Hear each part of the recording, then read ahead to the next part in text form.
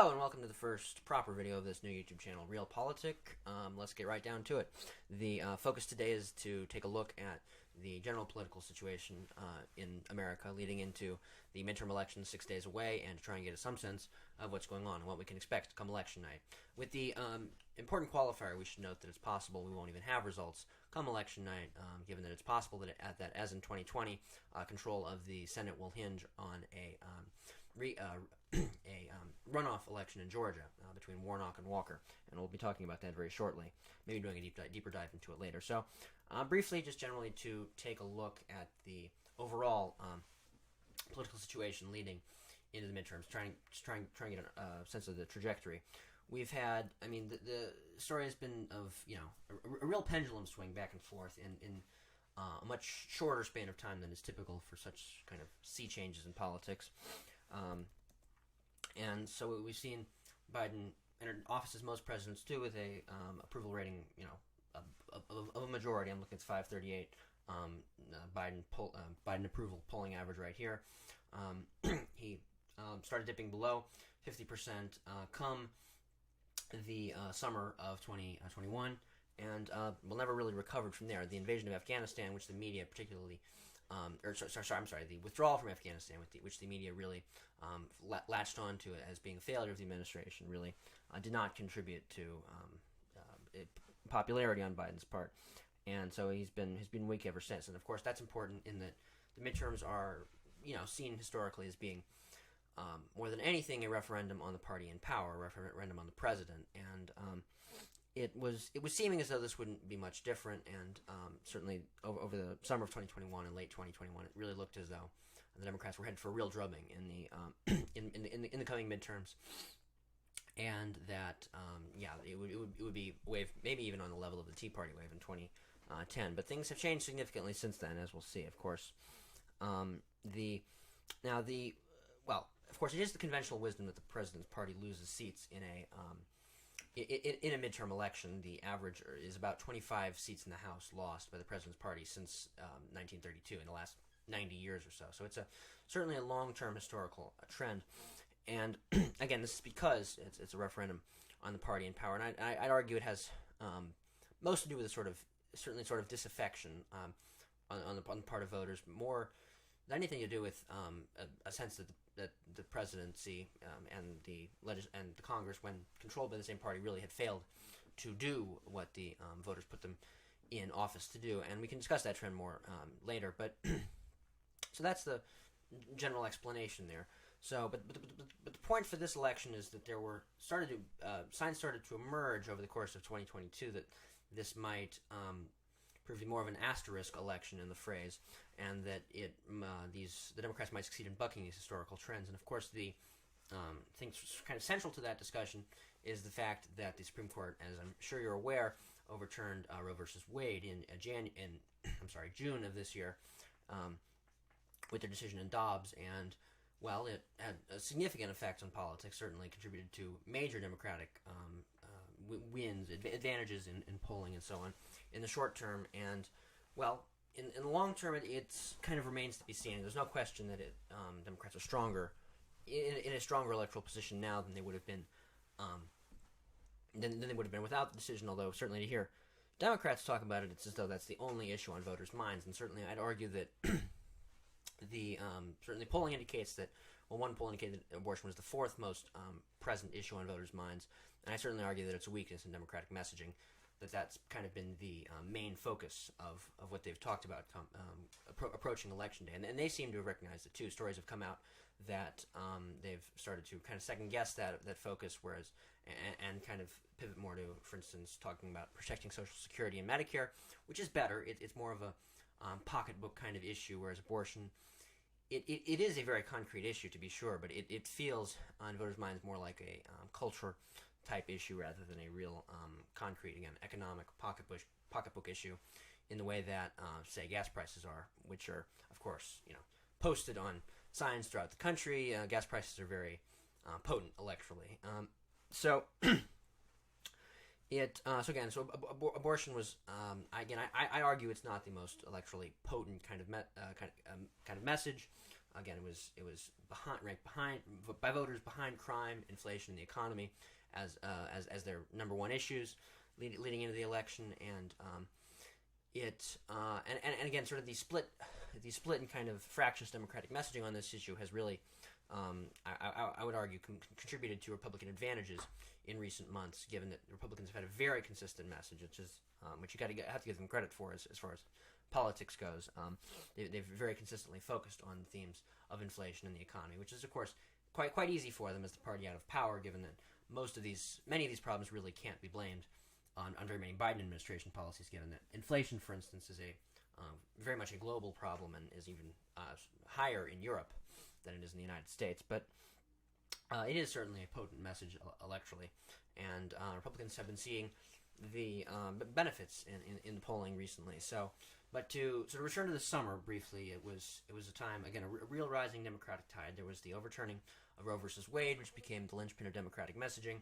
And of course, there were significant Democratic accomplishments in the legislature, rather than simply in the overturning of something, with the CHIPS Act, investing significant government funds in subsidizing semiconductor manufacturing in the United States, which we've started to see some results of recently. Also, the Honoring Our Pact Act, which providing health care to veterans exposed to toxic burn pits in U.S. Bases abroad. Also, the Inflation Reduction Act, which of course had very little to do with reducing inflation, but was kind of the skeleton, the bones of Build Back Better, and contained climate and tax provisions from that legislation. On a side note, by the way, I'd argue certainly that the failure to pass Build Back Better was a major contributor to Democratic weakness over 2021. I think they'd be in a much stronger position had Build Back Better passed, with its numerous very popular provisions from originally like free community college, significant healthcare provisions, Medicare expansion, and so on. So so they failed to do that, and over 2021 they did also pass the infrastructure package earlier, which I would argue they certainly haven't marketed nearly enough. It is something that could certainly be more of an electoral winner for them if they just talk about it more, and that's one of many problems with Democratic messaging that I think you can pretty clearly see. So there was that. Also, again, various other kind of achievements from the Biden administration. More recently, of course, the student loan forgiveness plan, the marijuana, annulling federal marijuana convictions, which all of which were very popular, generally polled very well, and generally, I think a sense over the summer and even more recently that the Biden administration has been taking a more active role, and it contributed to a real rising Democratic tide over the summer. But the fall has come now, and it's really things have really kind of shifted in a more Republican direction. There's no doubt. Whether we're headed for a full-on red wave or whether it's going to be some kind of counteracting tides is really not clear yet. But there's no question things have shifted more in the Republicans' direction. So again, just returning to the graph of Biden's approval, which has some relevance as far as definitely some relevance as far as midterm outcomes go. The discrepancy between the approval and disapproval peaked early this year at about 20%, which is very bad, but about 57% disapproved to 37% approved, and then it shrunk markedly to about half of that over the course of the summer. And since then, it's been about steady since about September, and that's correlated with, again, a rising Republican tide. So now to turn to the generic ballot results. In both of these cases for Biden approval and generic ballot results, I'm turning to the Political Junkie's favorite website, 538, and their polling averages. Very, very useful site. So in both cases, in Biden's approval, we've seen a slight increase in the discrepancy, mostly flat since September. And the generic ballot, we've seen a real reversal. So it was strongly in favor of Republicans. And I should say the generic ballot is the poll that basically just asks voters whether they want Democrats or Republicans in office, kind of in general, not asking about any specific candidates, but just in general. And for context, the Republican edge in the generic ballot leading into the 2010 Tea Party wave was approximately 3%. So we can see, that was a historic, very major shift in the Republicans' direction. So we can see how even comparatively small differences in that particular metric can be a sign of real wins potentially or losses down the line. So by that metric, it was looking again at the beginning of this year as though we were looking at major Republican advantages, and that really reversed. It went in Democrats' favor over the course of the summer, up by as much as about 1.5 in the average, almost 2 in fact at one point, which was really kind of atypical, and it has since flipped back to the Republicans' control. They're now up by about 1.2%, and it's been holding about steady there, and again, it's consistent with discussion of a rising Republican tide. As we discussed, the greater Democratic strength of the summer was due to, again, the Supreme Court overturning Roe versus Wade and various Democratic accomplishments. But with the fall, certain pocketbook issues, inflation, and the economy have really kind of returned to primacy in voters' minds, and it's worked in Republicans' favor as just generally as the opposition party, despite the fact that they really don't have much in the way of real proposals to address these crises, again, because they're global and because historically conservative and so on economics have generally had the effect of increasing problems like this. That's just basic historical trends.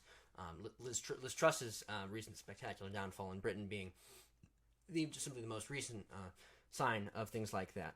So now that we're here in Election Day, and they really have a series of competing indicators, it really looks as though it's going to be one of the strangest, most unpredictable elections in history. The question is, what do we expect? And it's not clear. I mentioned real speculation earlier that there was going to be more of it would be sort of an asterisk election and buck all historical precedents. And one of the major reasons that people were thinking that is that one of the major characteristics of this election that really kind of made it unique is that the most significant kind of government accomplishment, the most significant sort of outcome from Washington of this President Biden's first term was a win for the opposite side. It was a win for conservatives, Republicans, and so on. Namely, again, the overturning of Roe versus Wade, which is very atypical as far as historical precedent. And this was pointed out. And that was one of the main reasons, because again, it really was a reversal of historical precedent, and many of the results over the summer, and again in generic ballot polling and so on, also looked like they were really working against historical precedents. But recently, again, with the return of more economic issues, it's looking as though again we may be seeing more of a return to various historical kind of generally predictable outcomes. The Republicans, the party out of power, will win. So as far as House control, what can you expect? Not clear, certainly, at this point still, but 538 rates it as about 80% chances for Republicans, certainly a strong advantage there. And as far as, there's generally not really reliable polling in most House races. There are, a few races. The New York Times and Santa College recently did a poll of a few House battlegrounds. We may take a look at that, four districts specifically. But if you really want to get an idea of the House, you really have to look at these sort of national polls, again, generic ballot, and president approval rating to try and get an idea. And of course, in the Senate, it's very different in that sense. It comes much more down to individual candidates, individual personalities, and in this case, it's really coming down to a series of races that are just complete toss-ups.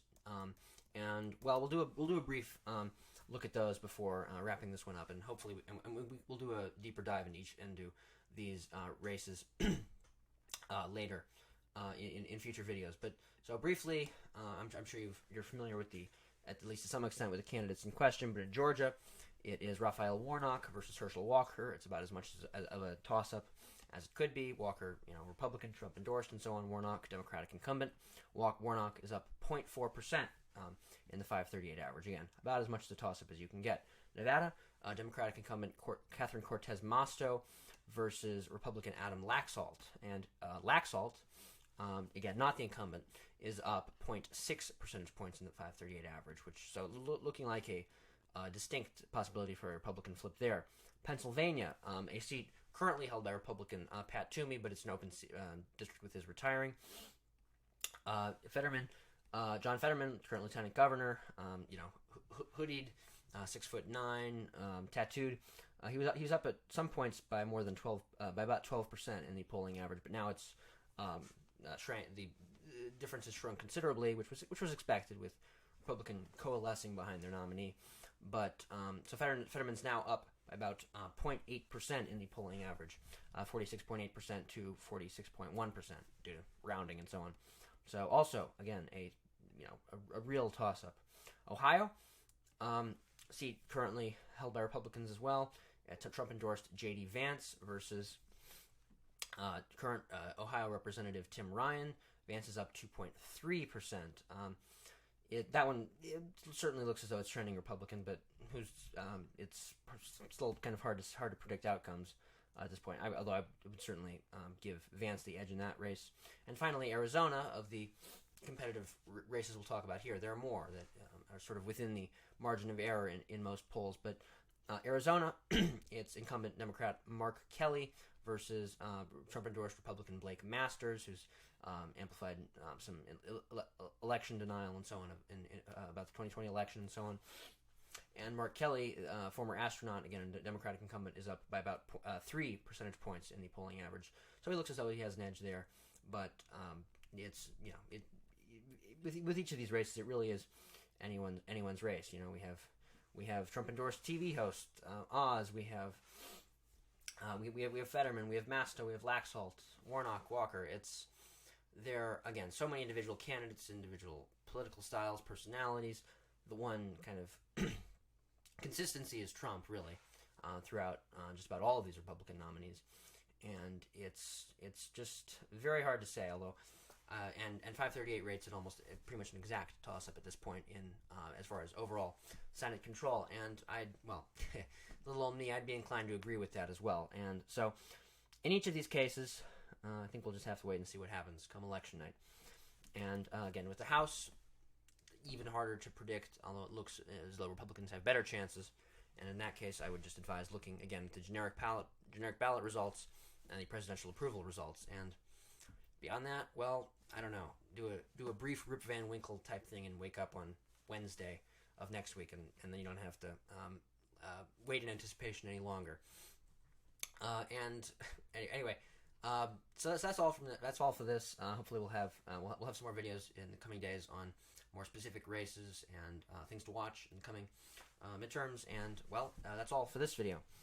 Sorry if it got a little long. Things are complex, really uncharacteristically so. And again, that's all. I hope you'll think about the usual YouTube rituals. I hope it's not too early liking and subscribing. And we'll have more videos on the way very shortly. So thanks for watching. If you're stuck with it this far, again, I don't know, think about subscribe, I don't know, whatever. And I hope to see you, talk to you soon. Look forward to it. All right, goodbye.